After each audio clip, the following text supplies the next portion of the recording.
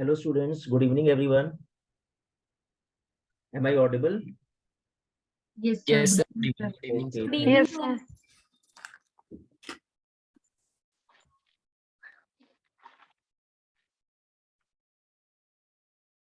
good evening Aparna, good evening. Okay, so well हम लोग start करें अपनी class. Yes, sir. Okay, thank you. So well हम लोगों ने लास्ट क्लास में modern Indian history I think हम लोगों ने स्टार्ट किया था एंड आज चूंकि हमारी जो क्लास है वो 1 आवर की क्लास है. So I will try to complete modern Indian history in this class and फिर उसके बाद जो हमारी नेक्स्ट क्लास होगी उसमें हम फ्राइडे को इकोनॉमिक्स एंड देन फिर सैटरडे को हम ज्योग्राफी की क्लास लेंगे, करेक्ट. एंड उसके बाद फिर जो हमारी बाकी की क्लासेस होंगी आप लोग की जब एग्जाम्स हो जाए उसके बाद फिर करंट अफेयर्स के जो भी रिमेनिंग मंथ्स है वो कंप्लीट करेंगे और पॉलिटी के कुछ टॉपिक्स अभी आपके कंप्लीट नहीं हुए वो हम लोग कंप्लीट करेंगे उन क्लासेस में. और आज की जो 1 आवर की क्लास है जिसमें मैंने एंशिएंट और मिडिवल हिस्ट्री आपके साथ डिस्कस करना था उसको मैं फिर किसी और क्लास में आपके साथ डिस्कस करूंगा जिसमें मैं एंशिएंट और मिडिवल से जो कल्चर से रिलेटेड और बुक एंड ऑथर्स का जो एक सेक्शन है आपका ना उसको हम लोग ये 1 आवर में कंप्लीट करेंगे एंशिएंट और मिडिवल हिस्ट्री से रिलेटेड. राइट. तो मेरे ख्याल से हम लोग स्टार्ट करते हैं. मैं कुछ पॉइंट्स आप लोगों से पूछ लेता हूँ जल्दी से. लास्ट मॉडर्न इंडियन हिस्ट्री के हम लोगों ने मेरे ख्याल से टॉपिक स्टार्ट किया था जब कंपनीज ने हिंदुस्तान में आना शुरू किया और फर्स्ट कंपनी थी पोर्चुगीज, करेक्ट. तो मैं कुछ क्वेश्चंस पूछ रहा हूँ आप लोगों से, आप जल्दी से मेरे को फटाफट इसका आंसर देना फिर हम लोग आगे बढ़ते हैं. तो वेल मेरा क्वेश्चन है सबसे पहले शुभम गर्ग से. शुभम आप मेरे को बताओगे कि बैटल ऑफ बक्सर क्यों इंपॉर्टेंट है और बैटल ऑफ बक्सर में कौन कौन से पिलर डिफीट किए ईस्ट इंडिया कंपनी ने and what was the end the treaty name in which वो बैटल एंड हुई. तो जल्दी से आप मेरे को इसका आंसर बता दो. स्वाति, निगम, शुभम गर्ग एंड ईशा शर्मा. यस. और बाकी स्टूडेंट भी चैट सेक्शन पे लिख सकते हैं. तो देखते हैं आंसर आने शुरू हो चुके हैं.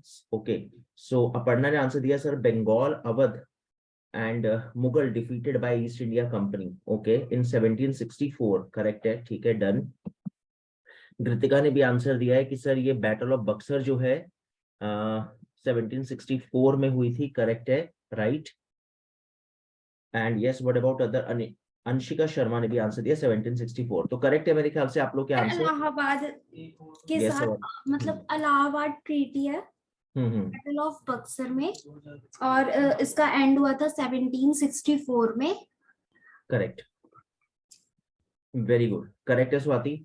सो ईस्ट इंडिया कंपनी ने मुगल एम्परर शाह आलम सेकंड, अवध का नवाब शुजाउद्दौला एंड अगर हम लोग बात करें उस समय बंगाल का नवाब था मीर कासिम, इन तीनों को डिफीट किया. 1764 की बड़ी फेमस बैटल है और इलाहाबाद ट्रीटी से इस बैटल का एंड हुआ. ठीक है, डन है, वेरी गुड. उसके बाद आप मेरे को ये बताओ कि फिर हमने डिस्कस किया कि धीरे धीरे करके उन्होंने कई सारी रियासतों को टेक ओवर किया एंड फिर उसके बाद इनका एक्सप्लॉयटेशन का ये जो सिलसिला है ये स्टार्ट हुआ. सबसे पहले ड्रेन ऑफ वेल्थ किस बुक में मेंशन है वो बुक मैं आपसे पूछना चाह रहा था. और मेरा क्वेश्चन है ये स्वीटी से, नीरू से एंड दीपिका मिश्रा से.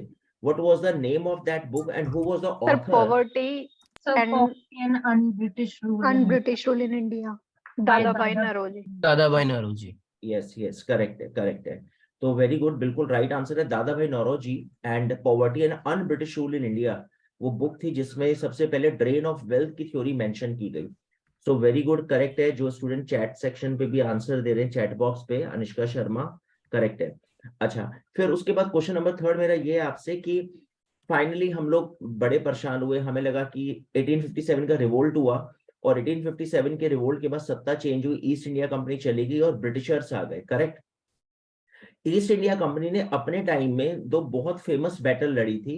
एक थी बैटल ऑफ बेदरा और एक थी कर्नाटक, बैटल ऑफ कर्नाटक. तो आप मेरे को बताओ कि बेदरा और कर्नाटक बैटल में ईस्ट इंडिया कंपनी ने किन किन अपने दो ओपोनेंट्स को डिफीट किया था. And I am asking this question from Neha Pawar and Vivek Raghav. Okay, so Deepika ने आंसर दिया है बेदरा वॉर जो है वो रिलेटेड थी डच कंपनी से. ओके, ठीक है. एंड यस, 1759, स्वाति निगम ने आंसर दिया, करेक्ट है। 1759 में बैटल ऑफ बेदरा, और इस बैटल में इन्होंने डच कंपनी को डिफीट किया, ठीक है। अब बैटल ऑफ कर्नाटक की अगर बात करें तो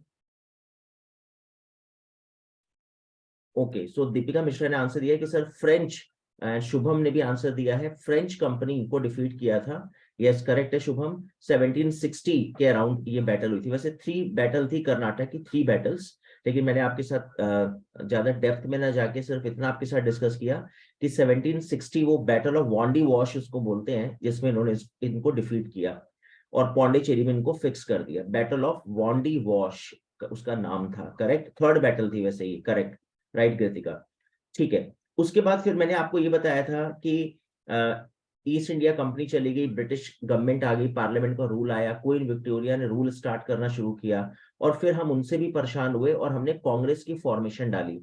तो आप मेरे को ये बताओगे कि जो फर्स्ट फेज ऑफ मॉडरेटर्स था उसमें मैंने आपको बताया था कि एक पॉलिटिकल गुरु थे गांधी जी के, तो गांधी जी के पॉलिटिकल गुरु का नाम अगर सार्थक बता पाए एंड अनुभूति राघव अगर इसका आंसर बताए। गोपाल कृष्ण।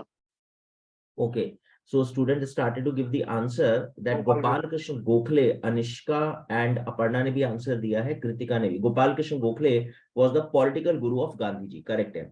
अच्छा, हम लोगों ने ये डिस्कस किया था कि जो मॉडरेटर्स थे वो ट्रिपल पी की थ्योरी पे काम कर रहे थे। ट्रिपल पी की थ्योरी क्या थी? प्रोटेस्ट, प्रेयर एंड पिटीशन, मतलब सॉफ्ट वे में वो डिमांड कर रहे थे कि हमें पार्टिसिपेशन दो, करेक्ट। तो आप मेरे को ये बताओ कि बंगाल पार्टीशन, स्वदेशी मूवमेंट एंड सूरत स्प्लिट, इन तीनों का ईयर क्या था? 1905 स्वदेशी मूवमेंट, बंगाल पार्टीशन 16 अक्टूबर 1905 और सूरत स्प्लिट था 1907। Okay, correct. तो राइट है शुभम एंड स्वाति। 1905 16 अक्टूबर को वैसे बंगाल पार्टीशन हुआ, लेकिन अगस्त में हमने स्वदेशी मूवमेंट स्टार्ट कर दिया था क्योंकि जुलाई में डिक्लेयर हो गया था कि ये पार्टीशन करने जा रहे हैं। एग्जीक्यूशन अक्टूबर में हुआ, लेकिन हमने डिक्लेरेशन के बाद ही मूवमेंट स्टार्ट कर दिया था, करेक्ट। एंड 1907 में सूरत स्प्लिट हुई, और सूरत स्प्लिट में क्या हुआ? कांग्रेस टूट गई, तो मॉडरेटर्स एंड एक्सट्रीमिस्ट अलग हो गए, करेक्ट। वैसे ये जब सूरत स्प्लिट हुई 1907 में, तो मेरा लास्ट क्वेश्चन है क्लास का, एंड सभी से पूछ रहा हूं ये क्वेश्चन। आप मेरे को ये बताओ कि बंगाल पार्टीशन के समय वॉइसरॉय कौन था, और जब सूरत स्प्लिट हुई उस समय वॉइसरॉय ऑफ इंडिया कौन था? That is my question from specially from Neha Pawar and Neeru. Yes sir, partition के टाइम तो there was lord Curzon. Okay, ठीक है, and lord Dufferin. Sir lord Dufferin. Okay, ठीक है, लॉर्ड डफरिन नहीं, रॉन्ग आंसर है। लॉर्ड कर्जन ठीक है, लेकिन उस समय लॉर्ड मिंटो बाद में आए कर्जन के बाद, क्योंकि मैंने आपको बताया था वो मिंटो रिफॉर्म्स भी आए थे 1909, मॉर्ले मिंटो रिफॉर्म्स। और जो आप डफरिन बोल रहे हो ना, वो है कांग्रेस की फॉर्मेशन के समय 1885, करेक्ट।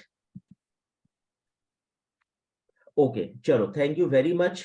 ऋत्विक ने थोड़ा शायद लेट ज्वाइन किया है, तो अभी हम लोग अपना रिवीजन सेशन कंप्लीट कर चुके हैं अपनी क्लास का, एज यूजुअल जो हम लोग करते हैं हर क्लास में।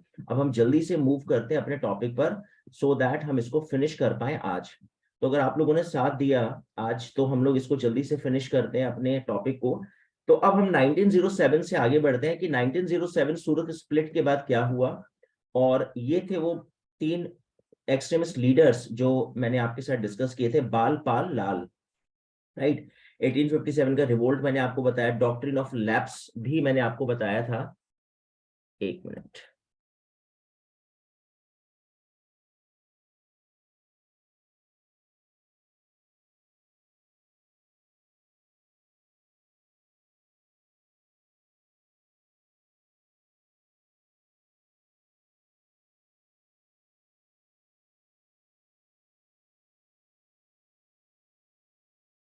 ठीक है।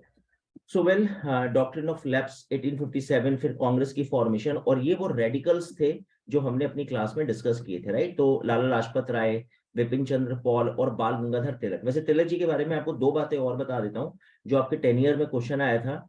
आप लोगों ने अभी सितंबर में सुना होगा ना, हर साल सितंबर में होता है गणपति बप्पा मोरया। तो एक गणपति फेस्टिवल और एक शिवाजी फेस्टिवल, ये दोनों तिलक जी ने स्टार्ट किए थे महाराष्ट्र में।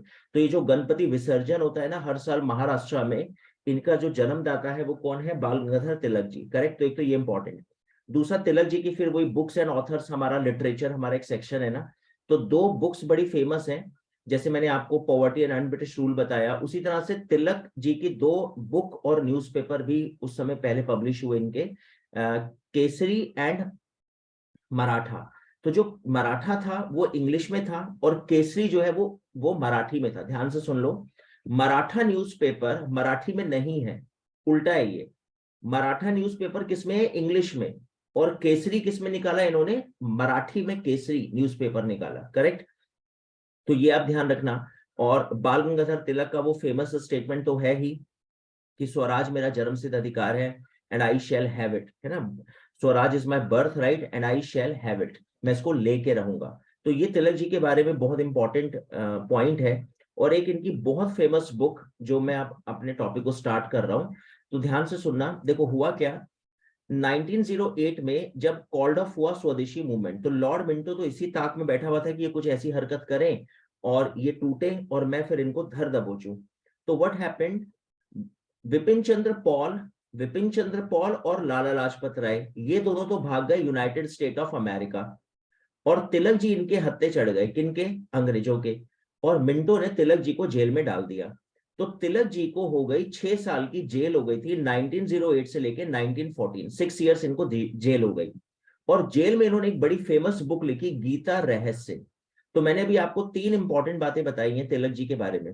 एक तो इन्होंने गणपति फेस्टिवल स्टार्ट किया था, इन्होंने केसरी और मराठा नाम के न्यूज़पेपर पब्लिश किए थे, और एक इन्होंने गीता रहस्य नाम की बुक लिखी थी जेल में, जब ये 6 ईयर जेल में थे। और वो जेल कौन सी थी? मांडले जेल। मांडले जेल में इन्होंने इस बुक को लिखा। और ये मांडले जेल कहाँ थी? ये मांडले जेल थी बर्मा में, करेक्ट। सो आप इसको याद रखना, बर्मा। और बर्मा हमें पता है आज म्यांमार है, तो बर्मा में बड़ी फेमस जेल थी मांडले। चलो अब हम आगे चलते हैं, नेक्स्ट पर आते हैं। तो प्लीज कॉपी पेन लेके बैठना, जल्दी से इनको नोट करते जाना। ये सब 10 इयर्स के क्वेश्चन है जो मैं आपके साथ डिस्कस कर रहा हूँ। तो होप आप लोगों ने इनको नोट कर लिया होगा and I am moving to next slide.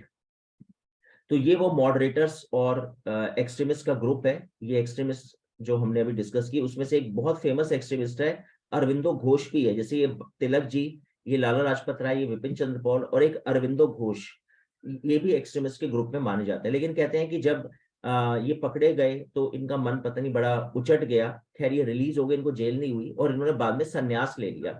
तो एक क्वेश्चन है बड़ा कि कौन सा एक्सट्रीमिस्ट लीडर था जो रेवोल्यूशनरी भी बना बाद में, लेकिन बाद में टर्न टू सन्यासी and he left worldly life, और इन्होंने पूरे वर्ल्डली लाइफ को छोड़ दिया।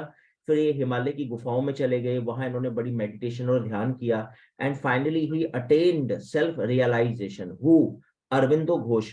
आपको शायद पता हो तो अभी पुडुचेरी में एक जगह है अरुविले, वहां पे अरविंदो आश्रम भी है, वो इन्हीं के नाम पे है। तो इनका एक सेक्ट चलता है अरविंदो के नाम से, जिसमें बहुत सारे लोग आज भी संन्यास लेते हैं और अरविंदो घोष को अपना गुरु मानते हैं, करेक्ट। ठीक है, खैर आगे चलते हैं, नेक्स्ट पर आते हैं।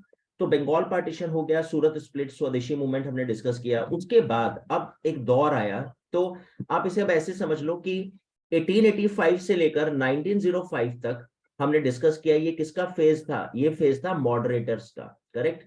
और इनकी थ्योरी क्या थी? ट्रिपल पी यानी प्रेयर से अपनी बात मानो। उसके बाद 1905 से लेकर 1908 तक का जो फेज था वो किसका फेज आया? एक्सट्रीमिस्ट लीडर्स का फेज आया। और इनकी थ्योरी थी रिवोल्ट करेंगे लेकिन वायलेंस नहीं करेंगे। तो अब एक यंग लीडर सामने आने वाले हैं 1908 से लेकर 1915, और इनका क्या कहना है कि ये 60 प्लस एज का ग्रुप था, ये 25 प्लस एज का ग्रुप था और ये 20 प्लस एज का ग्रुप है। ये 3 सेक्शन है हमारे नेशनल मूवमेंट के।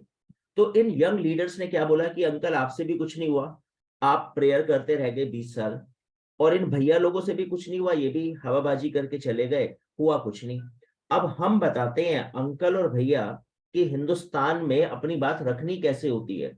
तो जब तक इनके भेजे में गोली नहीं मारोगे ना, इनको बात नहीं सुनाई देगी। इन बहरे कानों को बॉम्ब और गोली की वॉइस, आवाज ही सुनाई देती है। ये बड़ा फेमस स्टेटमेंट था सरदार भगत सिंह का और इनकी टीम का। तो उसमें कौन कौन है? सरदार भगत सिंह, चंद्रशेखर आजाद, अशफाक उल्लाह, राम प्रसाद बिस्मिल, सचिंद्र सान्याल, ये रेवोल्यूशनरी लीडर्स हैं। तो अब इनका फेज शुरू होगा 1908 से 1915। तो खैर आगे चलकर 15 तक मैंने इसलिए बोला क्योंकि 15 के बाद फिर चौथा पिलर आ जाएगा और वो पिलर है महात्मा गांधी। तो वन एंड ओनली एक सुपर हीरो अब आ जाएगा, महात्मा गांधी, मोहनदास करमचंद गांधी। तो ये वाला अगर अब मैं इस तरह से बांट दूं पूरे नेशनल मूवमेंट को, तो नेशनल मूवमेंट में कितने पिलर है? 4। Moderator phase, extremist phase, and फिर उसके बाद revolutionaries, and then Gandhian phase, correct. तो खैर फिर उसके बाद गांधी जी होते रहे। तो इनका थोड़ा सा जिसे कहते हैं ना कि एक वीडियो कैमरे वाला एक शादी में मेहमानों की फोटो तब तक ले रहा है जब तक दूल्हा दुल्हन नहीं आए, और जैसी दुल्हन आती है ना तो उसका कैमरा दुल्हन की तरफ चला जाता है। तो सेम ऐसे ही मान लो कि महात्मा गांधी जो है ना नेशनल मूवमेंट की दुल्हन है, क्योंकि पूरा गांधी जी के आने के बाद वो कैमरे वाले ने इतना फोकस करा मंच पर, स्टेज पर ही रहा कि वो मेहमानों को, रिश्तेदारों को भूल गया। तो ये बेचारे ना सेकंड हो गए और महात्मा गांधी फर्स्ट लाइमलाइट में आ गए। तो इन लोगों ने आगे चलकर, इन बेचारों ने ज्यादा कुछ नहीं कर पाए क्योंकि ये गोली चलाते थे, वो भी गलत बंदे को लगती थी, फिर ये भागते थे, फिर ये पकड़े जाते थे, फिर ये 4 साल जेल में चले जाते थे। तो कंट्रीब्यूशन उतना इन बेचारों का रहा नहीं, लाइफ इन्होंने सेक्रीफाइस कर दी देश के लिए। लेकिन तो इन्होंने एक ग्रुप बनाया था HRA, हिंदुस्तान रिपब्लिक एसोसिएशन। तो मुझे पता नहीं अब आपने कभी रंग दे बसंती मूवी देखी हो या सरदार भगत सिंह की 2 मूवीज मैंने आपको पहले भी बताया था, अजय देवगन और बॉबी देओल की। तो काकोरी एक बहुत फेमस एक रॉबरी केस है। काकोरी एक स्टेशन है जहां पे एक ट्रेन जा रही थी लखनऊ से सहारनपुर। उस ट्रेन को लूटने का प्लान करा इन लोगों ने क्योंकि उसमें जा रहा था सरकारी खजाना, पैसा। तो अब आप समझ गए, अब ये यंग लीडर है, नौकरी वोकरी कर नहीं रहे, कोई क्रैश कोर्स की प्रिपरेशन नहीं कर रहे, कोई ड्यू LLB का एंट्रेंस नहीं दे रहे, तो आगे जॉब तो मिलना कठिन है। तो इनको लग रहा है देश आजाद करवाएंगे, बाद में अपनी सरकार आएगी फिर जॉब लेंगे।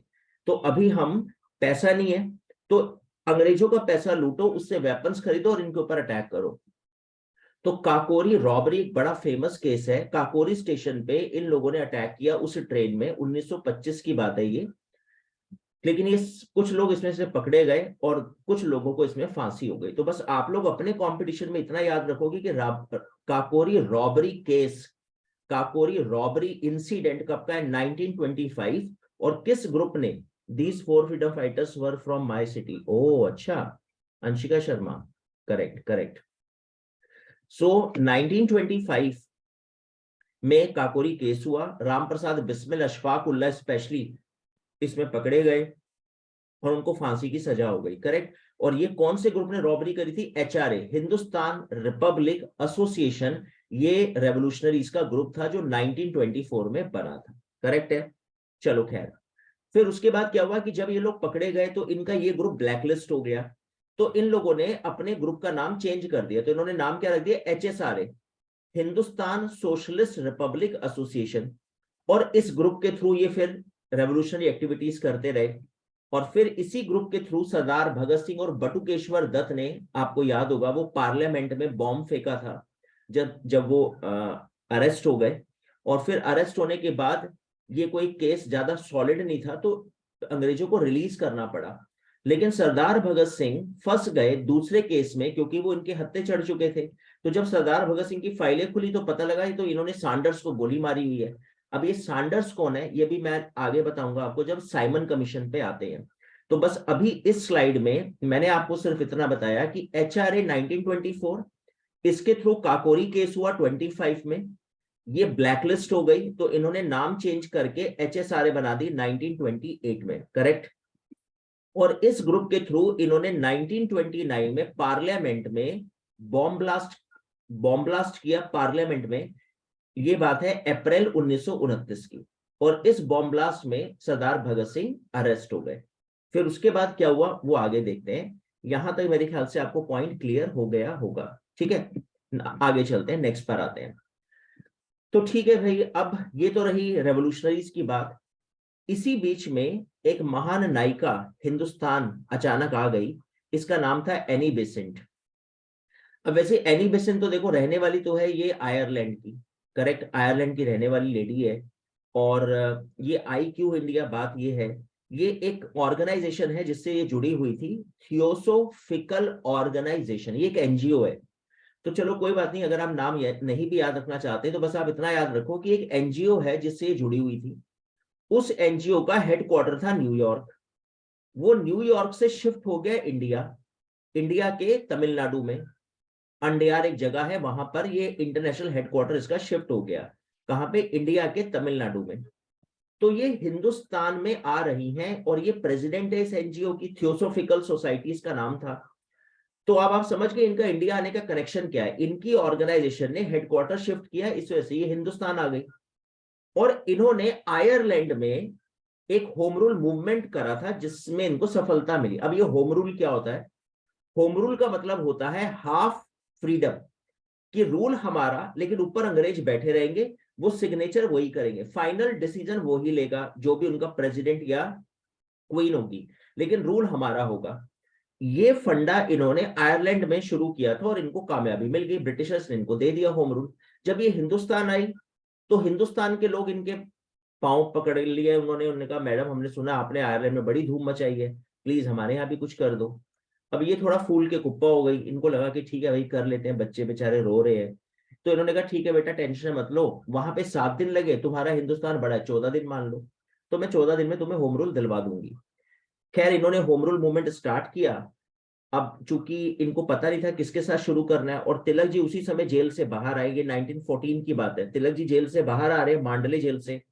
एनी बेसेंट उसी समय होम रूल का प्लान कर रही है इंडिया में। तो उन्होंने तिलक जी, किसी ने सजेशन दिया कि मैडम आप तिलक जी का साथ ले लो, मतलब किसी ने इनके कान में बोल दिया कि मैम कमिटमेंट तो कर दिया पर बंदा एक ही है जो आपकी हेल्प कर पाएगा और वो है तिलक। तो तिलक जी कांग्रेस से निकाले जा चुके थे, तो एनी बेसेंट ने कांग्रेस से रिक्वेस्ट करके तिलक जी को दोबारा कांग्रेस में एंट्री दिलवाई और होम रूल मूवमेंट स्टार्ट हुआ। तो एक होम रूल का टॉपिक बीच में आपको याद रखना है, गांधी जी आ चुके हैं 15 में, लेकिन होम रूल हमारा शुरू हुआ 16 से 17 के बीच में। ये 1 साल चला, लेकिन ये टोटली फेल्ड मूवमेंट था होम रूल, और ज्यादा इसमें कुछ गेन नहीं कर पाए, ब्रिटिश सरकार नहीं झुकी और फाइनली हमें इसको बंद करना पड़ा। तो ये आंदोलन भी फेल रहा। तो इसका मतलब क्या हुआ? स्वदेशी आंदोलन फेल, होम रूल आंदोलन फेल, करेक्ट। और होम रूल का टाइमिंग क्या है? 1916 से 1917। तो मेरे ख्याल से पहले ये बताओ कि यहां तक क्लियर है पॉइंट? कोई ऐसा पॉइंट जो आपको ना समझ में आया हो? एनी बेसेंट कांग्रेस की, क्योंकि कांग्रेस में बड़ा फेमस हो गई तो कांग्रेस ने इनको प्रेसिडेंट भी बनाया था, तो फर्स्ट फीमेल प्रेसिडेंट भी बनी थी ये कांग्रेस की 1917 में। वही होम रूल जब चल रहा है उस समय कांग्रेस की प्रेसिडेंट भी बनी।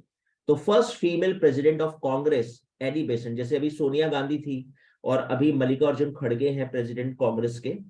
सो पहले मेरे को ये बताओ, अनिष्का से पूछ लेते हैं, अनुभूति से पूछ लेते हैं, एंड राघव से, शुभम से, रहमान, ईशा, नीरू, नेहा, ऋत्विक, सार्थक, स्वीटी, स्वाति, विवेक, यहां तक क्लियर है? कोई ऐसा Yes, पॉइंट sir. जो आपको All ना clear. समझ Yes, में आया हो? sir. Yes yes Shubham, Clear. Okay ठीक है,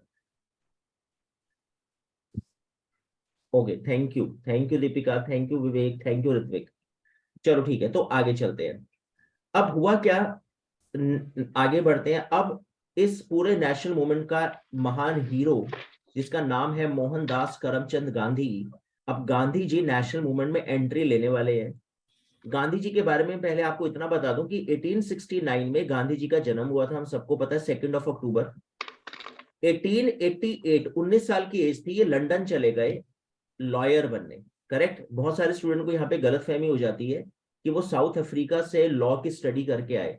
तो मैं आप सब जो भविष्य के लॉयर्स हैं उनको बता दूं कि गांधी जी ने लॉ की स्टडी लंदन से करी थी और 5 साल ये लंदन रहे, और 5 साल लॉ की स्टडी, वो 5 ईयर प्रोग्राम उन्होंने ज्वाइन करा होगा, तो कहीं उस समय क्रैश कोर्स ज्वाइन करा होगा, किसी से उन्होंने जीके वीके भी पढ़ी होगी उस समय, और लॉ वो लीगल एप्टीट्यूड और ये सब पढ़ा, एंट्रेंस निकाला उस यूनिवर्सिटी का, कोई टेम्पल करके यूनिवर्सिटी थी, अभी मैं नाम थोड़ा मिस कर रहा हूँ।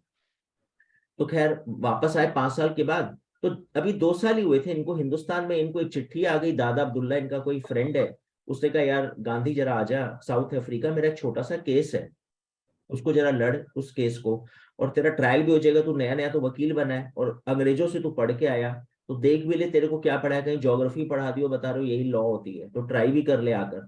तो गांधी जी 1895 में साउथ अफ्रीका जा रहे हैं, और फिर वो बड़ा फेमस इंसिडेंट है जो उन्होंने अपनी बुक, आप गांधी जी की ऑटोबायोग्राफी अगर कोई बता पाए, और ये क्वेश्चन है मेरा सार्थक, शुभम और स्वीटी से, द ऑटोबायोग्राफी ऑफ गांधी जी, कुछ आइडिया है क्या नाम है उनकी ऑटोबायोग्राफी का?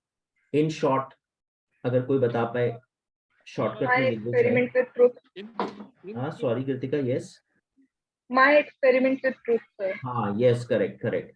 माई एक्सपेरिमेंट विद ट्रुथ, सत्य के साथ मेरे अनुप्रयोग, मतलब बड़ा क्लियरली उन्होंने मेंशन करा जो भी उन्होंने लाइफ में फेस किया। तो खैर गांधी जी ने उसमें बताया कि मैं साउथ अफ्रीका गया और स्टेशन में मेरे साथ बड़ा मिसबिहेव हुआ, मैं एसी कंपार्टमेंट में चढ़ा, इन्होंने धक्के मार के मेरे को सीधा फेंक दिया प्लेटफॉर्म पे।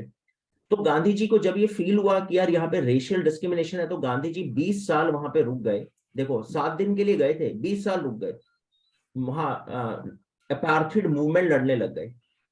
तो खैर वहां पे गांधी जी की अगर बात करें तो ये गांधी जी का खैर टोटल टाइम पीरियड है 1869 से 1948।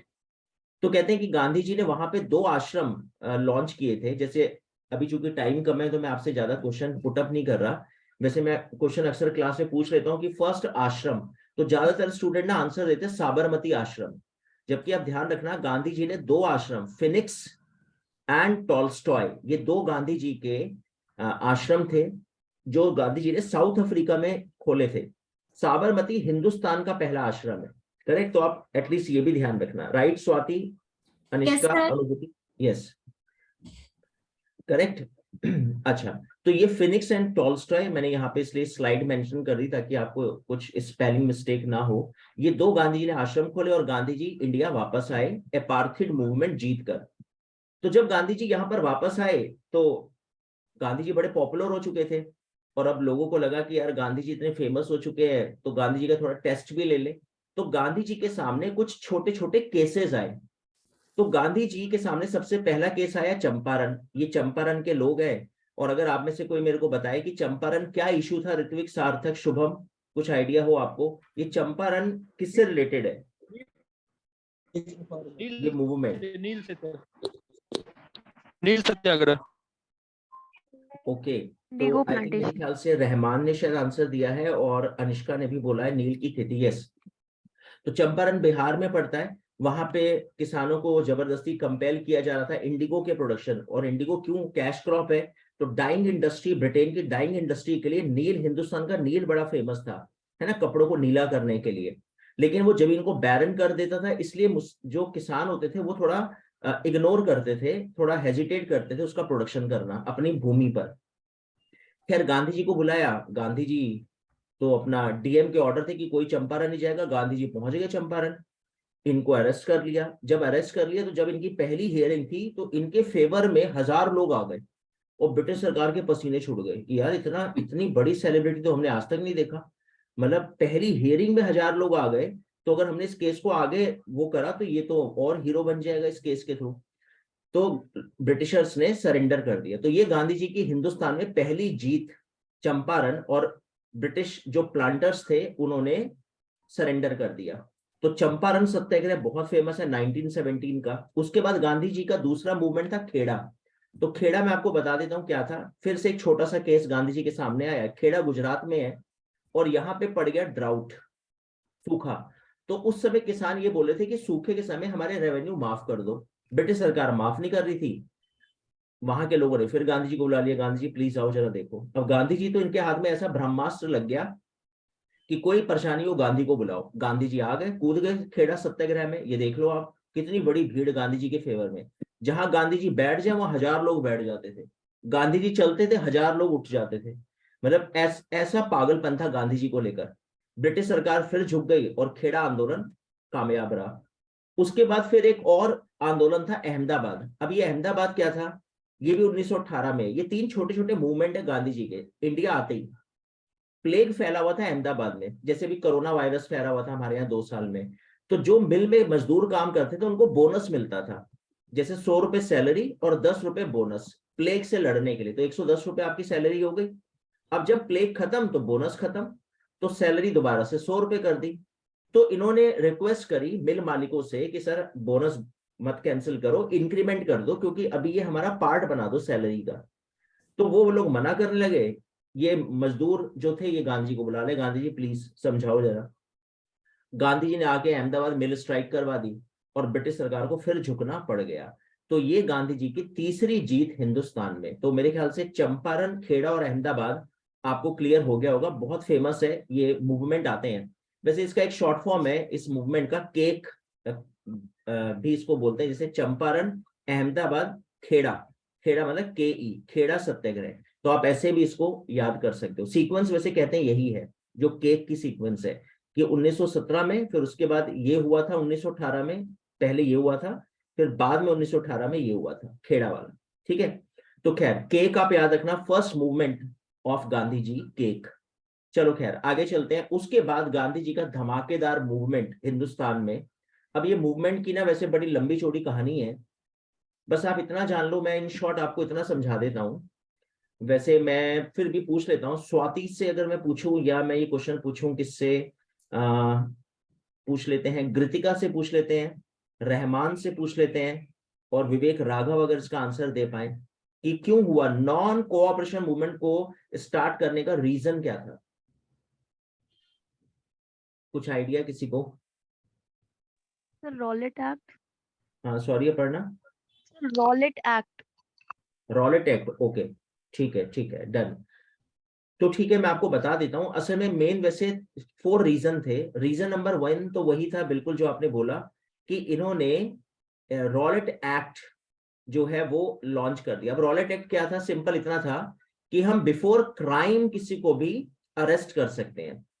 ये बात है फरवरी 1919 की, रॉलेट एक्ट। तो गांधी जी बड़ा नाराज हुए कि यार ये बताओ, ये कोई एक्ट होता है, ये क्या मतलब है आप किसी को भी अरेस्ट कर लोगे। और सर और इस रॉलेट एक्ट से, खिलाफत मूवमेंट था शायद। Yes Swati, sir second reason इसका मे बी खिलाफत मूवमेंट था। हाँ बिल्कुल बिल्कुल। तो मैं और आपको जो जलियांवाला बाग में एक केस हुआ था, करेक्ट, मतलब उसका भी कुछ लिंक था इस मूवमेंट से। ठीक है। तो कहते हैं रॉलेट एक्ट से ना इन्होंने 2 लीडर्स को पकड़ के अरेस्ट कर लिया, Saifuddin and doctor Kitchlew. Rowlatt Act से उनको पकड़ लिया। तो उनके प्रोटेस्ट में भीड़ जलियांवाला बाग में खड़ी हो गई, और जनरल ओडायर वहां का सर्कल ऑफिसर था, उसको लगा कि ये भीड़ कहीं मेरे ऊपर अटैक ना कर दे, उसने शूट आउट के ऑर्डर दे दिए। तो ये हुआ दूसरा इंसिडेंट जिसने गांधी जी को नाराज कर दिया, जलियांवाला बाग, राइट। तो और ये कब की बात है, ये वैसाखी वाला दिन है, अप्रैल 1919, करेक्ट। तो जब गांधी जी को गुस्सा आया तो ब्रिटिश सरकार ने डर के मारे एक कमेटी बिठा दी जिसका नाम था हंटर कमेटी, कि चलो ठीक है हम जरा चेक करते हैं कि भाई गड़बड़ किसने करी है, किसकी गलती थी। तो जब हंटर कमेटी की रिपोर्ट आई, उसने जलियांवाला बाग में जनरल और डायर को क्लीन चिट दे दी कि भाई इसने सही करा, वरना भीड़ इसको मार देती। तो गांधी जी की नाराजगी नंबर 3 कि तुम उसका फेवर ले गए। और चौथी नाराजगी की वो स्टोरी है, कहानी कुछ ऐसे है कि फर्स्ट वर्ल्ड वॉर चल रही है, ब्रिटेन, फ्रांस और रशिया एक तरफ है, ये तीनों के तीनों कंट्री, और इनके अगेंस्ट तो आपको पता ही है कौन है, जर्मनी है, और इधर आपने अगर नाम कभी सुना हो तुर्की है, राइट। तो मैं यहां पे आपको खिलाफत आंदोलन से थोड़ा लिंक कर देता हूं। गांधी जी ने कांग्रेस को सजेशन दिया कि भाई देखो ऐसा है, जब गांधी जी आए तो फर्स्ट वर्ल्ड वॉर चल रही थी उस समय, गांधी जी ने कांग्रेस को सजेस्ट किया कि मैंने ना ब्रिटेन की वहां पे कई सारी वॉर में हेल्प करी थी, तो वो मेरे से बड़ा इंप्रेस हो गए, और मैंने उनसे जो मांगा वो उन्होंने बाद में मेरे को दे दिया। तो इस तरह से मैं अपार्थिड मूवमेंट जीता था साउथ अफ्रीका में। तो अभी फर्स्ट वर्ल्ड वॉर में हम कांग्रेस ब्रिटेन की अगर हेल्प करे तो क्या पता ये खुश होके जो हमें चाहिए होम रूल वो हमें दे दे। तो कांग्रेस ने कहा सर हम तो आपके भक्त हैं, अंध भक्त हैं, आप जैसा कहोगे हम वैसा करेंगे, बिल्कुल रेडी है, आईएनसी तैयार है ब्रिटेन को हेल्प करने के लिए। गांधी जी फिर मुस्लिम लीग के पास गए, जिन्ना जी ने उनकी कमान संभाली हुई थी मुस्लिम लीग की। जिन्ना जी का स्टैंड ये था कि मैं हेल्प तो कर दूं, मुझे आपका आइडिया ठीक लग रहा है, लेकिन हमारा एक खलीफा है, हमारा धर्म गुरु, वो बैठता है टर्की में। तो अब आप समझ गए ना जिन्ना जी की परेशानी क्या है, कि अगर मैं ब्रिटेन की हेल्प करता हूं तो मैं किसके अगेंस्ट हो गया, टर्की के। तो ये तो मैं मतलब एक तरह से मैं अपने धर्म के अगेंस्ट लड़ रहा हूं। तो गांधी ने कहा यार ठीक है भाई, फिर तुम रहने दो यार, कहीं खलीफा कोई श्राप वाप भी ना दे दे तुम्हें, तुम रहने ही दो, फिर हेल्प मत करो। लेकिन फिर जिन्ना जी ने गांधी से बोला कि गांधी जी सुनो एक मिनट, एक काम करते हैं, चलो मुझे ये बात पता है कि ब्रिटेन जीतेगा और ये ग्रुप हारेगा वॉर, तो मैं इसकी हेल्प करता हूं ब्रिटेन की, आप इससे कमिटमेंट ले लो कि जीतने के बाद ये हमारे खलीफा को पनिश ना करे। गांधी जी ने ठीक है, गांधी ने कहा ठीक है मैं पूछ लेता हूँ। गांधी ने वायसराय से पूछा, वायसराय ने कहा बाय गॉड की कसम हम कुछ नहीं कहेंगे खलीफा को, आप इनको बोलो हमारी हेल्प करे। तो कांग्रेस और मुस्लिम लीग ने फर्स्ट वर्ल्ड वॉर में ब्रिटेन की हेल्प करी और बाई चांस ब्रिटेन जीत गया फर्स्ट वर्ल्ड वॉर, और जीतते ही खलीफा की पिटाई का कार्यक्रम प्रारंभ हो गया। अब जब खलीफा की पिटाई हुई टर्की में तो मुस्लिम लीग यहाँ पे नाराज हो गई और मुस्लिम लीग ने शुरू कर दिया खिलाफत मूवमेंट और गांधी जी को बना दिया उसका चेयरमैन। क्योंकि मुस्लिम लीग को यह बात बिल्कुल क्लियर थी कि गांधी जी का कोई फॉल्ट नहीं है, ये बदमाशी किसने करी है, ब्रिटेन ने। तो गांधी जी को भी थोड़ा गिल्ट फील हुआ कि यार तुमने मेरी इंसल्ट करवा दी ना मुस्लिम लीग के सामने, वो तो कहीं ये ना सोच रहे हो कि मैंने तुम्हारे साथ ये कमिटमेंट करा ही नहीं। तो गांधी जी की ये 4 नाराजगियां और खिलाफत मूवमेंट कब स्टार्ट हुआ, 1920 में। तो इन चारों से नाराज होकर गांधी जी ने स्टार्ट करा एनसीएम, नॉन कोऑपरेशन मूवमेंट। तो पहले मेरे को ये बताओ कि आपको ये क्लियर है एनसीएम का रीजन क्या था स्टार्ट होने का। ऋत्विक, रहमान, शुभम, अनिष्का, स्वाति को क्लियर है, दीपिका मिश्रा को क्लियर है, कृतिका को, सर 4 रीजन Yes, sir. आगे। Sir yes clear. Okay, correct correct. तो ये 4 रीजन से गांधी जी ने एनसीएम स्टार्ट कर दिया और एनसीएम की डेट बड़ी इंपॉर्टेंट है, 1 अगस्त। आपको पता है 1 अगस्त क्यों फेमस थी 1920? क्योंकि इस दिन तिलक जी की डेथ हो गई। आज तिलक जी की डेथ हुई है तो गांधी जी उनको श्रद्धांजलि देते हुए इस मूवमेंट को स्टार्ट कर रहे हैं। अब ये मूवमेंट तो बड़े अच्छे से चल रहा था एनसीएम, गांधी जी ने स्वदेशी का नारा दे दिया, चरखे का प्रचार किया, सब कुछ ठीक ठाक चल रहा था प्रभु कृपा से। अचानक एक बहुत बड़ा इंसिडेंट हो गया और वो था चोरी चोरा इंसिडेंट। और चोरी चोरा इंसिडेंट आप सबको अगर पता हो, 5 फरवरी को एक भीड़ ने गोरखपुर, उत्तर प्रदेश, वो योगी आदित्यनाथ जी की कॉन्स्टिट्युएंसी, वहां पे एक पुलिस स्टेशन में आग लगा दी। और गांधी जी ने इस वजह से डर के, गांधी जी को लगा कि यार इनको मौका मिल गया, अब इंडिया ब्रिटिशर्स को हमने वायलेंस कर दिया तो अब ये पिटाई शुरू करेंगे, क्योंकि अभी तक तो इन्होंने हमें हाथ नहीं लगाया क्योंकि मैं नॉन वायलेंस करवा रहा था इनसे, अब इन्होंने कर दिया वायलेंस, तो ये इसका बेस बनाकर सबकी पिटाई कर देंगे, ऑल ओवर इंडिया के नेशनलिस्ट लीडर्स की। तो गांधी ने उससे पहले ही फटाफट मूवमेंट कॉल्ड ऑफ कर दिया। बड़े बड़े लीडर गांधी जी से नाराज हो गए और वो गांधी जी को समझ नहीं पाए कि गांधी जी ने बहुत सही डिसीजन लिया, क्योंकि हम पिट कर वापस लेते, गांधी ने बिना पिटे वापस करवा दिया मूवमेंट। तो फेल रहा, लेकिन गांधी जी को बड़ा हाईली क्रिटिसिज्म फेस करना पड़ा। तो अभी तक हमारे कितने मूवमेंट हुए, स्वदेशी 1905, home rule 1916 and 1920 non cooperation movement, जो 2 साल चला लमसम और वो फेल हो गया। खैर गांधी जी अरेस्ट हो गए और गांधी जी के अरेस्ट होने के बाद कांग्रेस में एक डिस्प्यूट हो गया। और वो डिस्प्यूट क्या था, कुछ लीडर्स कहने लगे कि यार हम ना अब इलेक्शन लड़ते हैं, ये वही वाला सीन है अरविंद केजरीवाल टाइप वाला। तो कुछ लीडर वही अन्ना हजारे टाइप वाले कि नहीं हम चरखे का प्रचार करेंगे, गांधी जी जब वापस आएंगे तो फिर हम एक मूवमेंट स्टार्ट करेंगे। कुछ ने कहा ये बेकार की बातें, इलेक्शन लड़ो, सीधा सरकार में जाओ और अपना एक्ट खुद अपने आप बनाओ, जो चाहिए खुद बनाओ। तो इसमें 2 लीडर थे मेन, और वो 2 लीडर कौन है तो आप यहाँ पे देख लो, ये है मोतीलाल नेहरू, जवाहरलाल नेहरू के फादर, ये मोतीलाल नेहरू है जिन पर मैंने टिक लगाया, और ये है चित्तरंजन दास जी। तो इनको बोला गया प्रो चेंजर्स। प्रो चेंजर्स मतलब जो चेंज करना चाह रहे हैं कांग्रेस की आइडियोलॉजी में कि इलेक्शन लड़ो, और नो चेंजर्स वो जो कह रहे हैं नहीं इलेक्शन नहीं लड़ेंगे, क्या करेंगे, स्पिनिंग व्हील का मैसेज स्प्रेड करेंगे। तो खैर ये डिस्प्यूट हो गया और टूट गई पार्टी। और गांधी जी किसको फेवर कर रहे थे, गांधी जी ने दोनों को फेवर किया। गांधी जी ने नो चेंजर्स के तो फेवर में थे क्योंकि चरखे की बात कर रहे थे। प्रो चेंजर्स को गांधी जी ने सजेशन दिया कि जेल से ही, असल में गांधी जी ने बोला क्योंकि गांधी 6 साल की जेल में चले गए, गांधी ने इनको ये मैसेज दिया कि तुम लोग अलग पार्टी बना लो, कांग्रेस तुम्हें सपोर्ट करेगी, बस इतना ध्यान रखना इलेक्शन जीतने के बाद बहक मत जाना लाल बत्ती और नीली बत्ती वाली गाड़ी में, क्योंकि तुम नेता बन जाओगे, एमएलए बन जाओगे, एमपी बन जाओगे, तो कहीं ऐसा ना हो कि बाद में तुम्हें हिंदुस्तान का ध्यान ना आए, और जब मैं कभी मूवमेंट करूं तो वापस आ जाना। तो इसी को गांधी दास पैक्ट बोलते हैं, यानी चित्तरंजन दास और गांधी जी के बीच में ये समझौता हुआ कि ठीक है अलग पार्टी बना के इलेक्शन लड़ते हैं।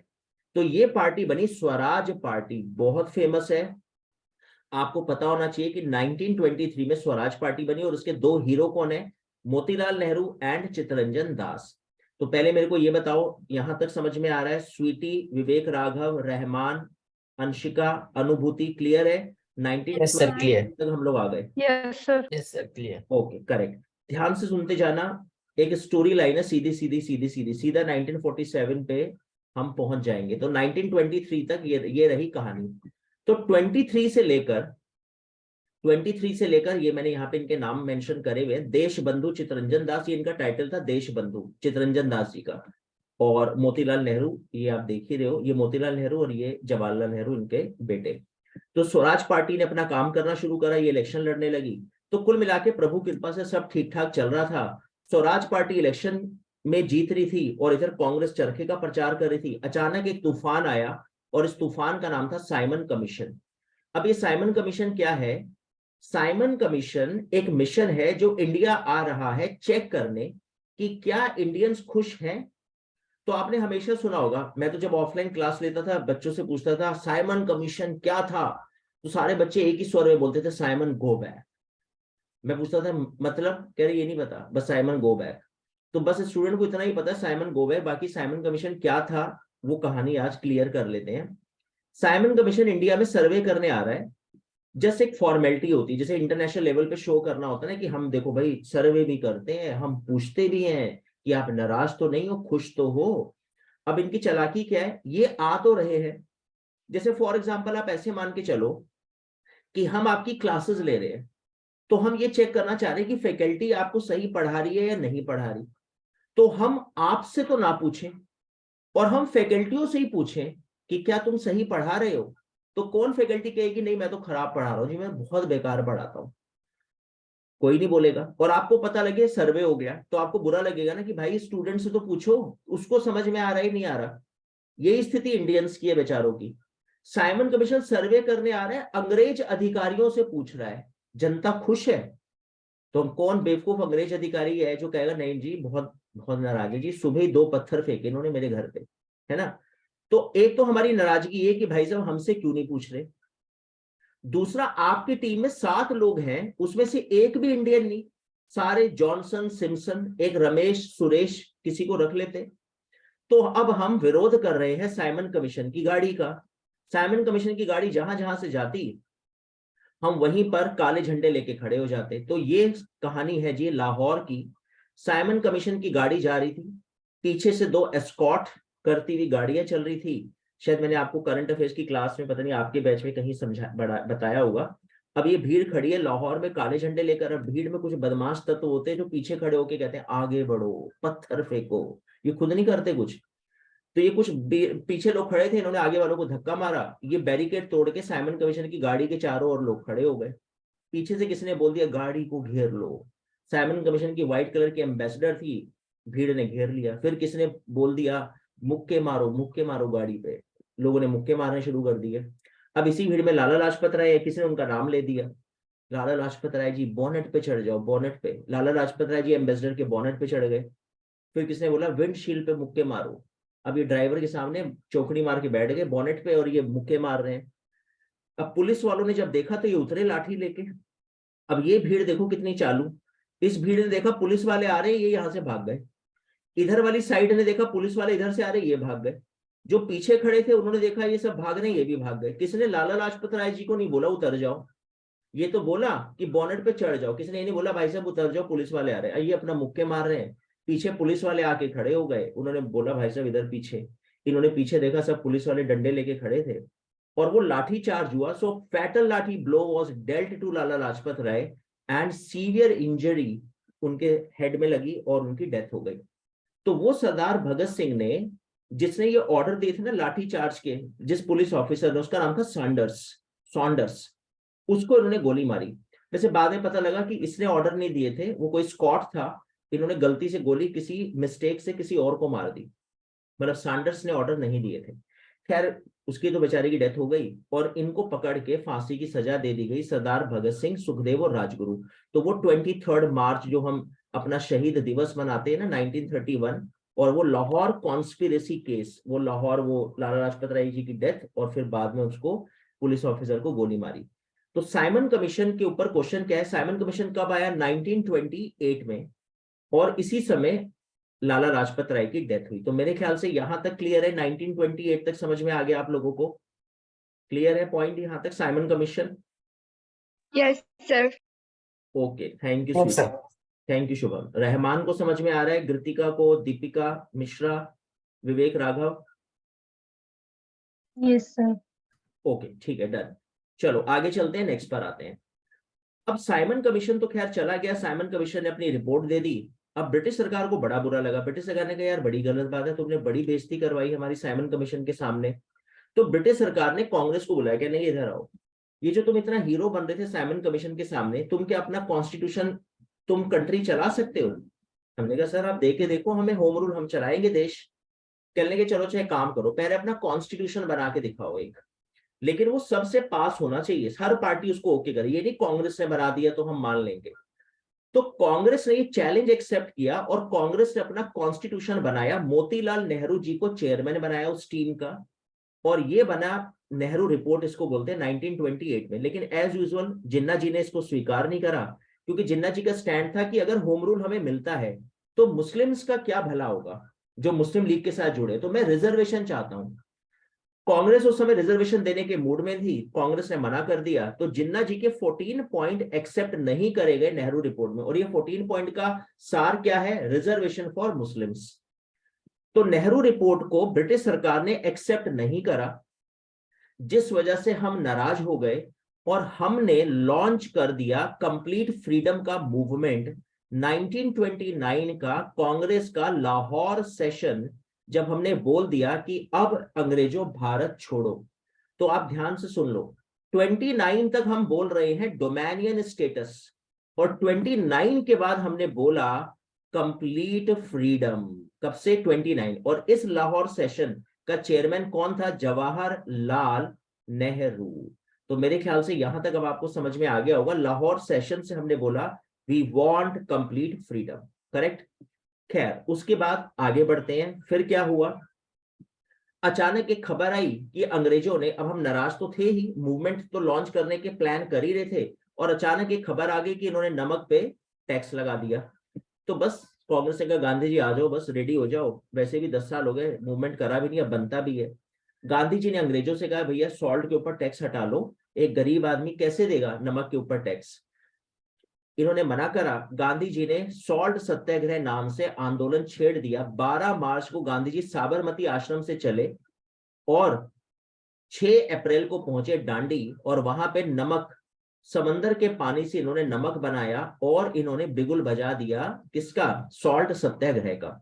तो भयंकर मूवमेंट, गांधी जी के लीडरशिप का दूसरा बड़ा मूवमेंट सॉल्ट सत्याग्रह शुरू हुआ। डांडी मार्च बहुत फेमस है, आपने ये कई जगह इमेज, ये फोटो देखी होगी गांधी जी की, सॉल्ट सत्याग्रह। तो 12 मार्च से डांडी पहुंचे साबरमती आश्रम से पैदल चल के। खैर ब्रिटिश सरकार घबरा गई और ब्रिटिश सरकार ने यहाँ के वॉइसरॉय को बोला कि गांधी जी से मिलो और जरा बात करो। इसने गांधी जी को बुलाया। 1930 में देखो गांधी जी ने आंदोलन शुरू किया था, 31 में गांधी जी को कॉल कर दिया। लॉर्ड इरविन उस समय वॉइसरॉय थे, तो लॉर्ड इरविन इनको बुला के कहा कि गांधी जी यार मैं मजाक कर रहा था, आप बात दिल पे ले गए, इतना बड़ा मूवमेंट लॉन्च करने की क्या बात थी, आप एक काम करो, राउंड टेबल कॉन्फ्रेंस चल रही है ब्रिटेन में, तो आप चले जाओ, आपको जो कहना है वहां कहो, और आप मूवमेंट की टेंशन मत लो, मैं संभाल लूंगा, आप जाओ क्वीन से बात करो जाकर। तो 3 राउंड टेबल कॉन्फ्रेंस है, और ये तीनों का जो टाइमिंग है वो है 1930, 1931, 1932, और ये सब है एंड ऑफ द ईयर, जैसे अक्टूबर से दिसंबर, अक्टूबर से दिसंबर, अक्टूबर से दिसंबर। तो अगर मैं ये कह रहा हूं कि मार्च में इसने गांधी जी को कॉल किया, तो इसका मतलब 1930 की फर्स्ट कॉन्फ्रेंस तो हो चुकी है, तो इसका मतलब ये कौन सी आने वाली है? दूसरी। तो एक बड़ा इंपॉर्टेंट क्वेश्चन है कि गांधी जी ने कौन सी राउंड टेबल कॉन्फ्रेंस में पार्टिसिपेट किया, तो आपका आंसर होगा दूसरी, करेक्ट। तो फर्स्ट राउंड टेबल एक हो चुकी थी, और ये कब की बात है? 1930 की बात है, करेक्ट। तो अब गांधी जी पार्टिसिपेट करने जा रहे हैं सेकंड राउंड टेबल कॉन्फ्रेंस, ये जो आप देख रहे हो यहाँ पर, 1931 सितंबर से दिसंबर, करेक्ट। लेकिन गांधी जी की खैर बड़ी इंसल्ट हुई, गांधी को किसी ने पूछा नहीं, और गांधी जी नाराज होकर वापस आ गए। खैर तीसरी राउंड टेबल कॉन्फ्रेंस 32 में हुई। ये राउंड टेबल कॉन्फ्रेंस एटलीस्ट आप तीनों याद रखना, सेकंड में गांधी जी गए थे लंदन। खैर गांधी जी वापस आए, और गांधी जी को आते ही पता लगा कि मूवमेंट सप्रेस करके दबा दिया गया। ये इनकी चालाकी थी कि गांधी जी को लंदन भेजो और पीछे से मूवमेंट वाइंड अप कर दो। और गांधी जी जब वापस आए तो वॉइसरॉय बदल चुका था और गांधी जी को अरेस्ट कर लिया। तो गांधी जी 1932 जनवरी में वापस आए, वो आप समझ ही गए ना, दिसंबर तक तो मीटिंग ही चली। 31 जनवरी में गांधी जी वापस आए, गांधी जी वॉज अरेस्टेड और गांधी जी को हो गई जेल, करेक्ट। तो यहां तक 1932 तक, तो इसका मतलब ये जो सिविल डिसओबीडियंस मूवमेंट था ना, नमक सत्याग्रह, ये भी पूरी तरह से क्या हुआ, फेल हो गया। लेकिन इस बीच ब्रिटिश सरकार को यह शंका हो गई कि सेकेंड वर्ल्ड वॉर शुरू होने वाली है, क्योंकि जर्मनी, वो हरकतें उसने शुरू कर दी थी, वो गुंडागर्दी जर्मनी की बढ़ती जा रही थी, हिटलर की, और उधर इटली के एडोल्फ, इटली का बेनिटो मुसोलिनी। अगर आपको याद हो, 2 डिक्टेटरशिप है इस समय, क्या विवेक राघव, स्वीटी, ऋत्विक रहमान, आप लोग जानते हो बेनिटो मुसोलिनी को, ये इटली का डिक्टेटर था। शायद मैंने पॉलिटी की फर्स्ट क्लास में आपको शायद बताया भी होगा, आपके साथ डिस्कस करा होगा, जिन्होंने फर्स्ट क्लास ऑफ पॉलिटी की क्लास अटेंड करी हो, करेक्ट। तो ये 2 डिक्टेटरशिप, इटली एंड जर्मनी। तो ब्रिटिश सरकार ने फटाफट जल्दी से हम लोगों को शांत करने के लिए कि अगर सेकेंड वर्ल्ड वॉर हो गई तो इंडियंस का साथ चाहिए, तो देखो कितने चालाक है, इन्होंने 1935 एक्ट पास कर दिया, और इस एक्ट में इन्होंने जम के हमें बड़ी सारी कंसेशंस दी। और ये एक्ट बहुत अच्छा था। क्यों अच्छा था? क्योंकि 200 आर्टिकल हमने अपने कॉन्स्टिट्यूशन में यहां से कॉपी पेस्ट करे हैं। लेकिन उस समय हम माने नहीं, क्योंकि हमारा बस एक ही लक्ष्य था, क्या, हमें चाहिए कंप्लीट फ्रीडम। खैर 1935 का एक्ट आ गया, और अचानक उसी समय 1932 में इन्होंने अंबेडकर जी को थोड़ा मिसगाइड करने की कोशिश करी, और एक मैकडोनल्ड अवार्ड था, अगर आपने शायद कभी सुना हो। मैकडोनल्ड अवार्ड ये था कि इन्होंने एससी कोटे को रिजर्वेशन दी थी अंबेडकर जी को बुलाकर, जैसे मुस्लिम्स रिजर्वेशन थी मॉरलेमेंटो रिफॉर्म्स में, ऐसी एससी कोटे को 1932 अगस्त की बात है, इसको बोलते हैं मैकडोनल्ड अवार्ड। ये रैमजे मैकडोनल्ड ब्रिटेन के प्राइम मिनिस्टर थे, इन्होंने अंबेडकर जी को बुलाकर एससी कोटे को रिजर्वेशन दे दी। गांधी जी को बड़ा बुरा लगा, गांधी जी ने अंबेडकर को बुलाया और उनको बड़ा डांटा, और उनसे कहा कि ये वापस करके आओ उनकी रिजर्वेशन, कांग्रेस आपको रिजर्वेशन देगी अलग से। तो इसका नाम पड़ा पूना पैक्ट। 1932 सितंबर में गांधी जी ने अंबेडकर जी को कन्विंस करवाकर मैकडोनल्ड अवार्ड कैंसिल करवाया, और पूना पैक्ट के थ्रू कांग्रेस ने अंबेडकर जी को दी रिजर्वेशन। हाँ, yes, very good Anishka, correct है, मुसोलिनी की डेथ मैंने आपके साथ डिस्कस करी थी। पहले मेरे को ये बताओ कि यहां तक क्लियर है, Poona pact, MacDonald award clear है, मैकडोनल्ड अवार्ड कैंसिल हुआ पूना पैक्ट से, is it clear? Yes, sir.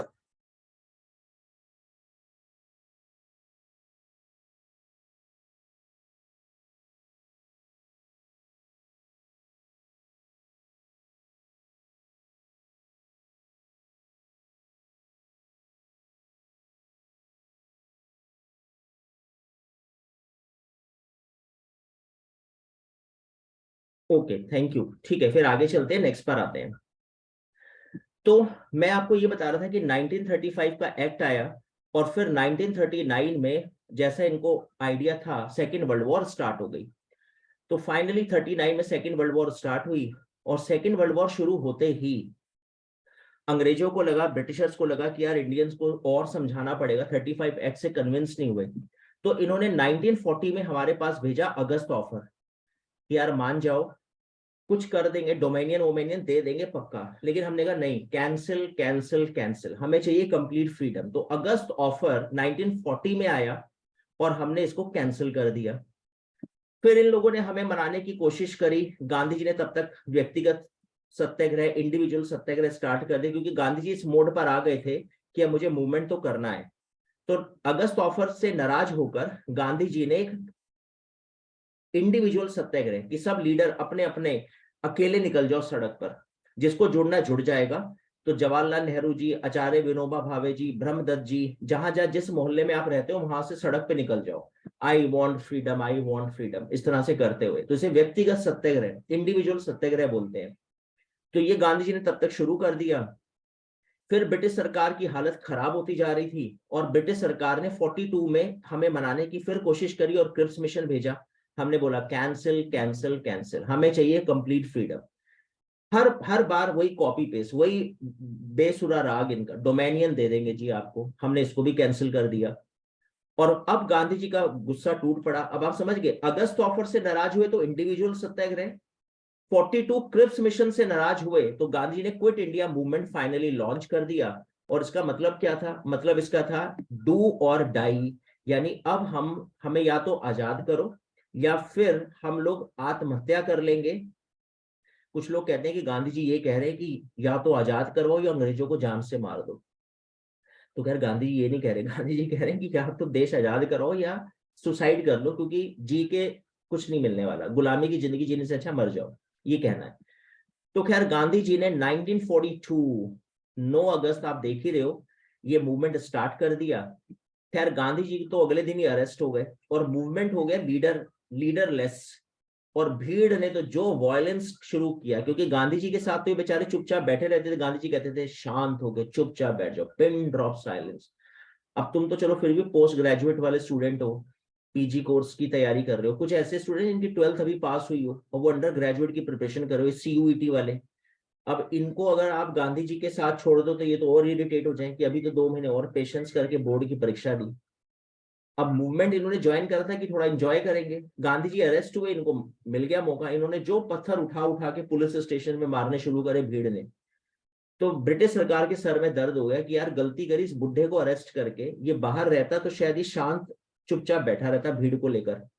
खैर ब्रिटिश सरकार ने भी ब्रूटली सप्रेस किया और ये मूवमेंट भी फेल हो गया। 1944 में क्विट इंडिया मूवमेंट नील बटा सन्नाटा, पूरी तरह से फेल। तो कुल मिला के गांधी जी के 3 मूवमेंट है, नॉन कोऑपरेशन 20, सॉल्ट सत्याग्रह 30 और 42 में क्विट इंडिया मूवमेंट। और तीनों का रिजल्ट अगर आप देखो तो 0 ही है वैसे, लेकिन हाँ इम्पैक्ट बहुत भयंकर था, मास लेवल पे गांधी जी के मूवमेंट रहे। तो खैर ये मूवमेंट भी फेल हुआ और टाइमिंग है 42 से 44।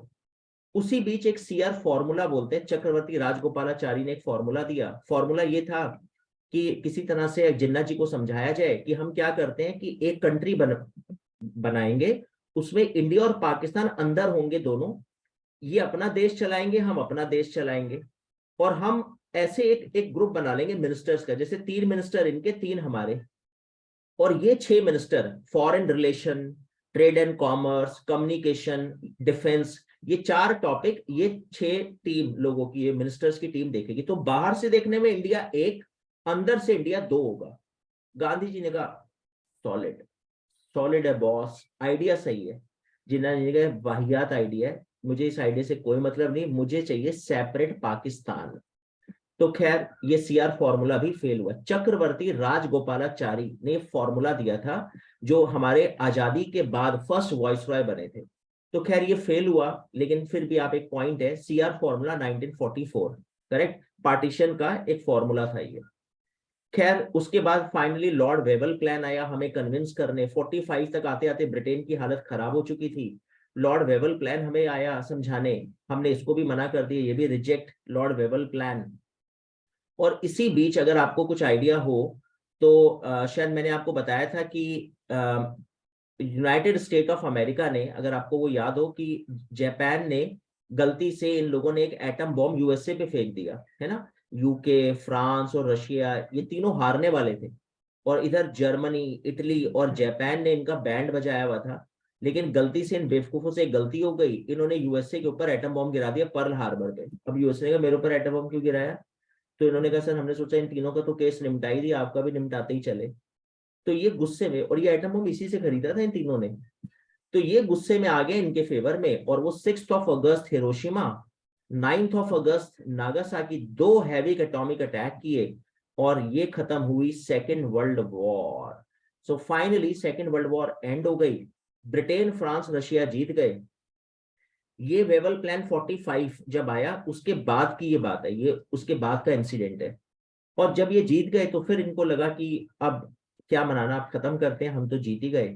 और जीतने के बाद फिर इन्होंने डिक्लेयर कर दिया कि अब हम हिंदुस्तान को फ्री करके जा रहे हैं। तो मैंने आपको शायद बताया था कि फिर वो पॉलिटी का सेक्शन शुरू होता है। जीतने के बाद इन्होंने बोला कि हम कैबिनेट मिशन भेज रहे हैं आपके यहाँ पर, जो आपको गाइड कर देगा कि आपको कॉन्स्टिट्यूशन कैसे बनाना है। तो कैबिनेट मिशन 1946 में आया, वो पॉलिटी की हमारी पहली क्लास है ना, और उसने हमें गाइड करा कि आप कॉन्स्टिट्यूएंट असेंबली बना लो जो आपका कॉन्स्टिट्यूशन फ्रेम करेगी, करेक्ट। तो यहां तक पहले मेरे को बताओ, यहां तक क्लियर है? पॉइंट समझ में आ गए आपको जो हमने डिस्कस किया? तो एक बार मैं सभी स्टूडेंट से पूछ लेता हूँ, Sarthak, Smriti, Shubham, Sweety, Deepika, Aparna, is it clear? Yes, sir. Yes, sir. Yes, sir, clear. Okay, ठीक है, डन। तो ठीक है, मैं कुछ क्वेश्चंस आपसे पूछता हूँ इससे रिलेटेड। बस हाँ, इसमें एक छोटा सी बात ये थी कि सुभाष चंद्र बोस जी का एक इम्पॉर्टेंट टॉपिक है।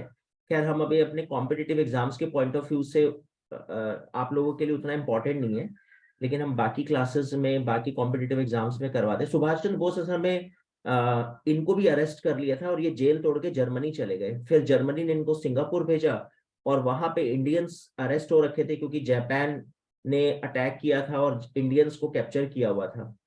तो जापान, सिंगापुर उसकी कॉलोनी थी और इन्होंने आजाद हिंद फौज बनाई और ये ब्रिटेन पे अटैक करने आते कि रास्ते में इनका प्लेन क्रैश हो गया और इनकी डेथ हो गई। तो क्या सुभाष चंद्र बोस के ऊपर आज तक बड़ी मिस्ट्री है क्योंकि इनकी डेड बॉडी मिली नहीं। तो कोई कहता है कि वो रशिया में है, कोई कहता है नहीं वो सीक्रेट एजेंट बन चुके हैं फ्रांस के, कोई कहता है नहीं वो गुमनामी बाबा हैं, वो हिमालय में तपस्या कर रहे हैं। तो खैर सुभाष चंद्र बोस की जो मौत है वो एक रहस्य है, मिस्ट्री है कि वो क्या हुआ, क्योंकि डेड बॉडी से पता नहीं लगा कि सुभाष चंद्र बोस हैं। वो डीएनए टेस्ट करके इन्होंने आइडिया लगाया था कि ये सुभाष चंद्र बोस हैं शायद। ठीक है, करेक्ट। चलो खैर, तो अभी मैं आपसे कुछ क्वेश्चंस पूछ रहा हूँ, लास्ट बस 2-3 क्वेश्चन, फिर उसके बाद हम अपनी क्लास को एंड करते हैं। सो देखते हैं कि आप इन क्वेश्चंस का आंसर कैसे देते हो। जो मैंने अभी आपको पढ़ाया आज उससे रिलेटेड कुछ क्वेश्चंस हैं, करेक्ट। तो आप मेरे को ये बताओ, हमने यहाँ तक क्वेश्चन नंबर 5 तक किया था, आप जल्दी से मुझे इसका आंसर बता दो, ऑल स्टूडेंट्स, फास्ट।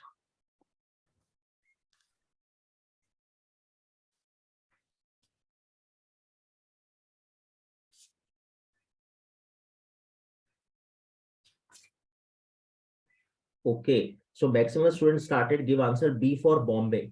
तो मेरे ख्याल से चेक कर लेते हैं जल्दी से। सेकेंड वर्ल्ड वॉर स्टार्ट हुई 1939 में, करेक्ट है जी। कैबिनेट मिशन आया 1946 में, ये भी मुझे ठीक लग रहा है। और हिरोशिमा पे अटैक हुआ था, अभी मैंने आपको बताया ही, 6 अगस्त 1945। तो उस पॉइंट ऑफ व्यू से अगर मैं देखूं तो मेरे ख्याल से 2 होगा, सॉरी पहले 1 होगा, फिर 3 होगा और फिर 2। तो बिल्कुल करेक्ट है आप सभी के answer, very good. Neha, Swati, Neeru and Smriti, correct है, वेरी गुड। चलो ठीक है, क्वेश्चन नंबर आते हैं, क्वेश्चन नंबर 7 पर आते हैं। देखो जरा इसको पढ़ो और बताओ क्या गड़बड़ है इसमें, कौन सा स्टेटमेंट ट्रू नहीं लग रहा आपको।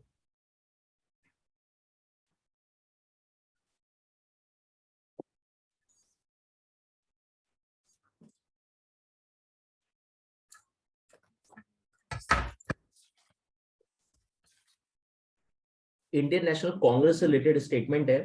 सो अपर्णा ने आंसर दिया है कि सर डी मेरे को ठीक नहीं लग रहा, not true. Okay Aparna, check करते हैं। अनिष्का ने बोला डी, ठीक है अनिष्का, चेक करते हैं। ऋत्विक ने बोला है डी, ठीक है ऋत्विक। अनुभूति ने भी डी आंसर दिया है। रहमान का आंसर नहीं आया। सार्थक आंसर, शायद सार्थक ने दे दिया है आंसर, ठीक है। तो अब चेक करते हैं। तो देखो कांग्रेस बनी 1885, बिल्कुल हमने तो करा discuss. WC Banerjee first president थे, बिल्कुल करा है। बॉम्बे में इनका पहला सेशन हुआ था, हाँ ठीक है, बिल्कुल सही है। लेकिन एओ ह्यूम इंडियन सिविल सर्वेंट थे, कोई ब्रिटिश प्रोफेसर नहीं थे। मैंने आपको बोला था वो सिविल सर्वेंट था, रिटायर्ड, ये मैंने स्पेशली बोला था, मुझे याद है। तो आई थिंक नीरू सिंह को क्लिक कर गया होगा कि, और शुभम को भी, इसका आंसर है डी फॉर दिल्ली, करेक्ट।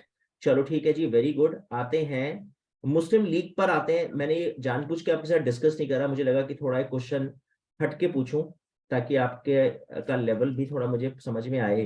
तो जरा बताओ, इस पे तुक्का मारो, मुस्लिम लीग के बारे में कुछ स्टेटमेंट है।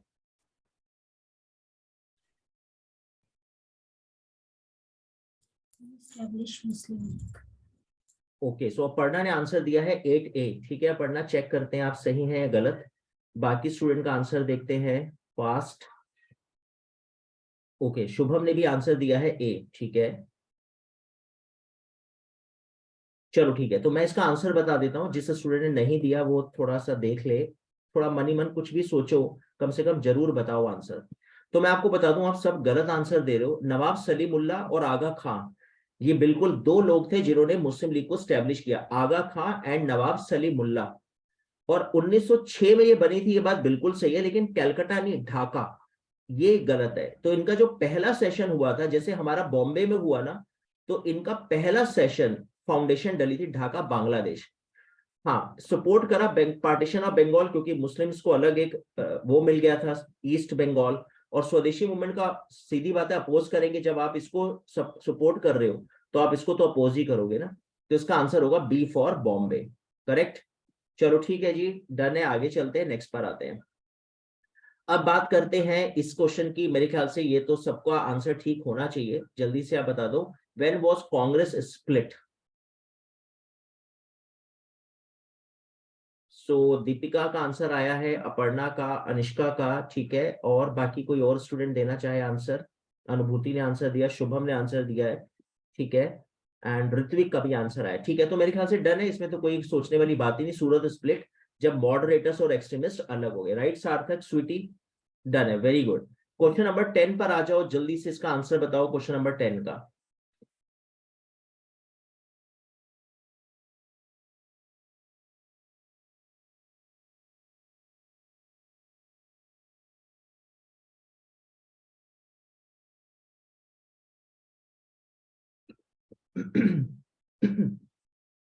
ओके, सो अपर्णा ने बोला 10D, दीपिका ने भी बोला 10D, ठीक है, एंड सार्थक का आंसर है डी, ठीक है।